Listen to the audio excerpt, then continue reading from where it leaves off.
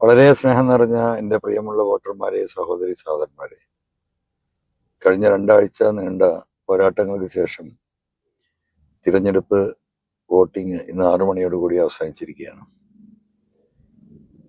കേവലം 12-13 ദിവസം കൊണ്ട് നിലമ്പൂർ മണ്ഡലത്തിന്റെ മുക്കിലും മൂലയിലുമുള്ള എൻ്റെ പ്രിയമുള്ള, എന്നെ സ്നേഹിക്കുന്ന എൻ്റെ നാട്ടുകാർ, നമ്മൾ ഈ ഗവൺമെന്റിൽ ഉയർത്തിയ നമ്മുടെ അടിസ്ഥാനപരമായ ജീവിക്കാനുള്ള അവകാശം, അത് നിലനിർത്തി തരാൻ വേണ്ടി ഈ വന്യമൃഗശല്യത്തിൽ നിന്ന് നമ്മൾ രക്ഷിക്കണം. അതിന് സർക്കാർ നടപടിയെടുക്കണമെന്ന ആവശ്യമുയർത്തിയാണ് എൻ്റെ നിയമസഭാ അംഗത്വം പോലും രാജിവെക്കേണ്ടി വന്നത്. നിങ്ങൾക്ക് നന്നായിട്ട് അറിവുള്ളതാണ്. നമ്മൾ ഈ തെരഞ്ഞെടുപ്പിൽ നടത്തിയ പോരാട്ടവും അതിനുവേണ്ടി തന്നെയാണ്. ഇവിടുത്തെ പ്രബലമായ മുന്നണികൾ എന്തിനു വേണ്ടിയാണോ ഈ തെരഞ്ഞെടുപ്പ്, നിലമ്പൂരിൽ ഈ ഉപതെരഞ്ഞെടുപ്പ് ഉണ്ടായത് എന്ന വിഷയം ചർച്ച ചെയ്യാതെ ജനങ്ങളുടെ നിത്യജീവിതവുമായി ബന്ധപ്പെട്ട വന്യമൃഗ ശല്യം അതെങ്ങനെ പരിഹരിക്കാൻ കഴിയും, എന്ന് നടപടിയെടുക്കാൻ കഴിയുമെന്ന് മുഖ്യമന്ത്രി അടക്കമുള്ളവർ ജനങ്ങളോട് പറയാൻ ഒരിക്കലും തയ്യാറായില്ല. ദേശീയവും അന്തർദേശീയവുമായ കാര്യങ്ങളെക്കുറിച്ച് ചർച്ച ചെയ്ത് 14 ദിവസം അവർ കഴിച്ചുകൂട്ടി. വിരുന്നുകാരൊക്കെ മടങ്ങിപ്പോയി. നമ്മൾ മാത്രമാണ് ഇവിടെ ബാക്കി.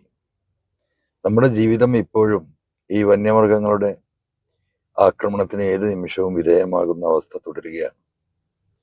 എന്തായിരുന്നാലും നിങ്ങൾ നൽകിയ പിന്തുണ, നിങ്ങൾ നൽകിയ സഹായം, നിരവധിയായ ആളുകളുടെ പ്രാർത്ഥനകൾ, നാടിന്റെ നാനാഭാഗത്തു നിന്നും ഇവിടെ വന്ന് നമ്മുടെ ഇലക്ഷൻ പ്രചരണത്തെ സഹായിച്ച നല്ലവരായ മനുഷ്യര്, പത്രമാധ്യമ പ്രവർത്തകര്, തൊഴിലാളികള്, പ്രവാസികള്, വിദ്യാർത്ഥികള്, യുവാക്കള്, യുവതികള്, വീട്ടമ്മമാര്, കർഷകര്, കർഷക തൊഴിലാളികള് തുടങ്ങിയ എല്ലാ വിഭാഗം ആളുകളിൽ നിന്നും മനുഷ്യത്വമുള്ള എല്ലാ മനുഷ്യരും നമ്മളെ സഹായിച്ചിട്ടുണ്ട്. പടച്ചവന്റെ അനുഗ്രഹം ഉണ്ടെങ്കിൽ നല്ല വോട്ടിൽ നമ്മൾ ജയിക്കാൻ പോവുകയാണ്. നമ്മൾ ഉയർത്തിയ ഈ രാഷ്ട്രീയ വിഷയം, നമ്മുടെ നിലനിൽപ്പിന്റെ പ്രശ്നം, വന്യമൃഗ വിഷയം അതിശക്തമായി ഉന്നയിച്ച് ശക്തമായ സമര പരിപാടികളുമായി നമ്മൾ മുന്നോട്ട് പോകും.